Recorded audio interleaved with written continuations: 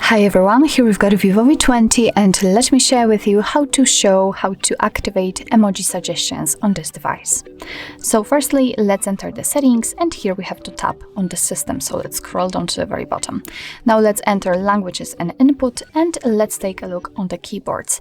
We have to tap on-screen keyboard and let's tap on the keyboard you've got currently set. I've got the Gboard, so let me tap on it, and here let's tap on text correction.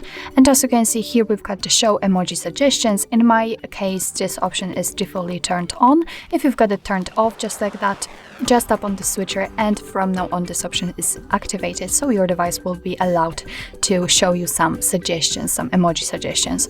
Obviously you can turn it off whenever you want to. So actually this is it. This is how to allow your device to show emoji suggestions in your VIVO V20. Thank you so much for watching. I hope that this video was helpful, and if it was, please hit the subscribe button and leave the thumbs up.